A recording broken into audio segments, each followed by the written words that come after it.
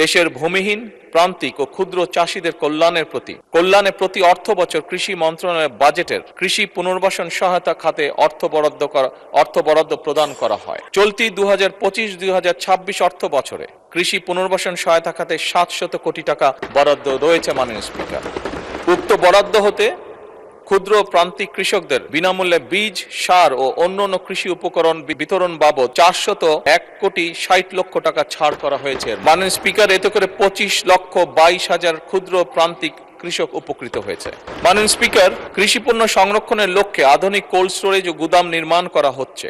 এছাড়া ফল ও সবজি সংরক্ষণের জন্য মিনি কোল্ড স্টোরেজ স্থাপন এবং পেঁয়াজ সংরক্ষণের জন্য এয়ার ফ্লো মেশিন বিতরণের উদ্যোগ গ্রহণ করা হয়েছে প্রায় 7,000। কৃষি পণ্যের রফতানির লক্ষ্যে উত্তরাঞ্চলে কৃষিপণ্য রফতানি অঞ্চল প্রতিষ্ঠা এবং ক্রয় কেন্দ্র স্থাপনের পরিকল্পনা বর্তমান সরকার নিয়েছে। মাননীয় স্পিকার, কৃষি গবেষণা উদ্ভাবনে সরকার ব্যাপক গুরুত্ব দিচ্ছে। বিভিন্ন গবেষণা প্রতিষ্ঠান যেমন বাংলাদেশ কৃষি গবেষণা ইনস্টিটিউট বারি, বাংলাদেশ ধান গবেষণা ইনস্টিটিউট ব্রি, বাংলাদেশ পরমাণু কৃষি গবেষণা ইনস্টিটিউট বিনা, এই সকলের মাধ্যমে অধিক ফলনশীল, রোগ প্রতিরোধী এবং স্বল্পমেয়াদী নতুন জাতের ফসল উদ্ভাবনের উদ্যোগও সরকার গ্রহণ করছে।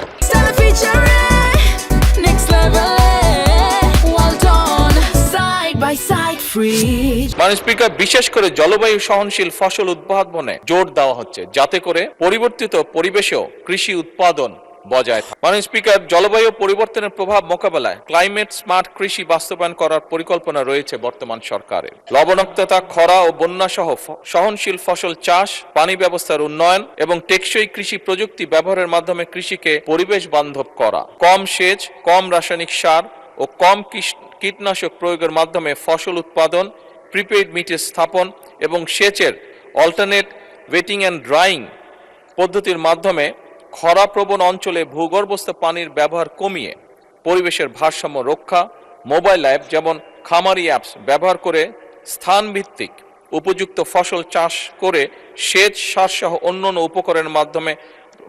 উপকরণের সর্বোত্তম ব্যবহার, প্রিসিশন এগ্রিকালচার ইত্যাদির জন্য উদ্যোগ গ্রহণ করা হচ্ছে। মাননীয় স্পিকার।